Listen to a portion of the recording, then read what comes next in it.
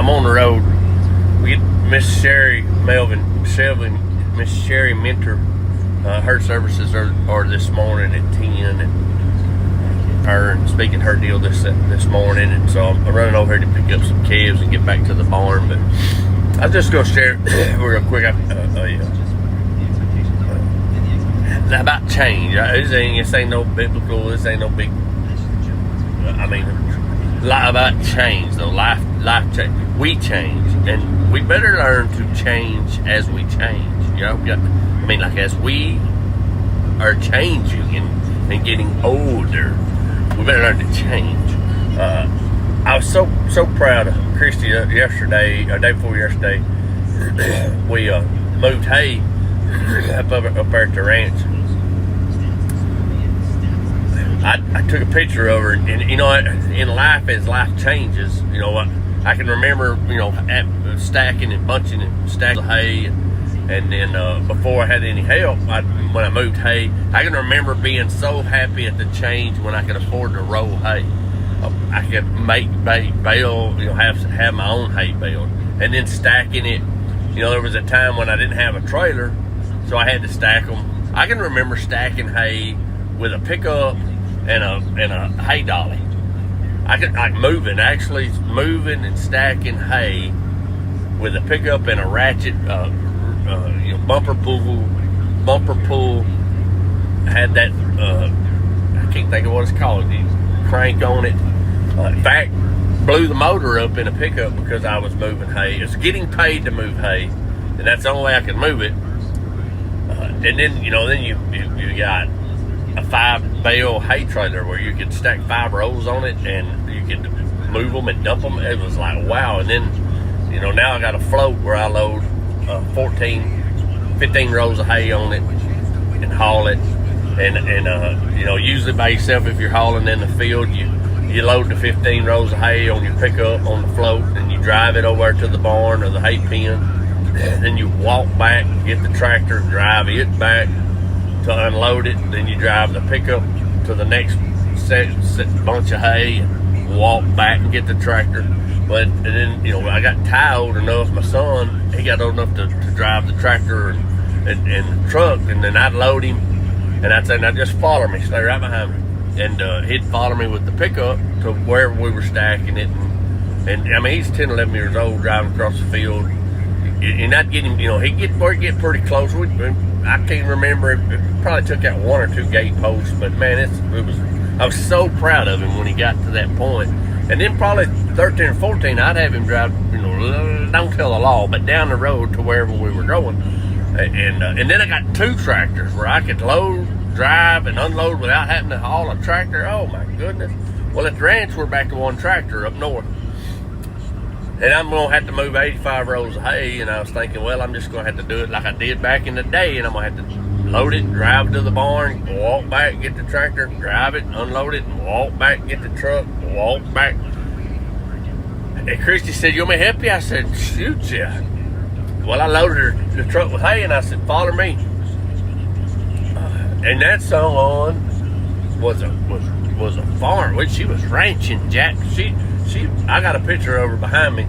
She drove that pickup loaded with hay, and then and we moved, 4 or 5 loads, and I think we put 4 loads in that barn. I said the last 2 loads I want to take down the highway and go to that barn behind the house. So when we get something in the pens, I got a roll of hay to feed them. She left out of there, hung a left on the farm to market road. I was like, man, I was so proud of her. And you know what? First time, and we've been married 36 years, and things have changed. The old guy, the reason my wife doesn't like helping me a whole lot with the ranching side of life, or the working my side of life, is because when we were younger, I had such a bad temper. She's like, I ain't gonna be around you. Can't say I blame her. But I have changed. I'm not so angry. She wants to help. It was a big day for us. It was just a day of moving hay, but it was a big day. And then yesterday I go to feed, and man, I go to feeds before we leave the ranch, and I'm whooping on my silo to get some feed out of it, and it's got some socks where that feed goes into that trip hopper. Boy, I hit the wrong deal, and a wasp come flying out of there, and them suckers went to tagging me. And wasp stings ain't never really bothered me much, but I got like 3 or 4 on that left arm, and I was standing on my feet, on top of the feed wagon part, the feeder part, so I just couldn't just get away from them. I had to get down to get off the truck to get away from them and kill them. I got some wasp spray and killed them. We won the victory, but they got a few blows. They hit me a few times. By the time we got home, I ain't said nothing. We come all the way back to the Henderson. I went and seen Mr. Melvin and his family, and we visited and got notes and thoughts and prayers and spent some time together. And I got back home, and I'm like, man, my dang left hand, which I'm left-handed, I said, that sucker don't really want to. And it was puffing up, and I pulled my sleeve up, and that sucker, it was pretty puffy. She's like, oh my gosh, what happened? I said, I had some wasps hit me, and I didn't think nothing of it, because, I mean, that wasp don't bother me that bad. But I guess getting nailed and it being hot like it was, she said, well, here, you need to take a Benadryl. I didn't know what she done give me. She gave me 2 Benadryls. I went to bed, Jack. I was in a coma, snored all night long. I asked her this morning, what have you done? She said, what are you talking about? I said, I don't even know what happened. What did you do while I was asleep? Did you take advantage of my comatose condition? She laughed. She said, no, but I did listen to you snore. Man, I didn't know Benadryl had that. That's another change. I didn't know Benadryl did that to me. So, you know what? As we get older, as life goes through seasons, things are going to change. That's the one thing that is sure enough going to be consistent, is there's going to be changes. So I am just going to give you a word of encouragement. If you're in a bad season, if you're tired, Miss Sherry had been sick and battling and hadn't been too good. The last time I went and seen her, she was in bed. I went and she hadn't been out of bed in a couple of days, and we prayed. She's entered a new season, though.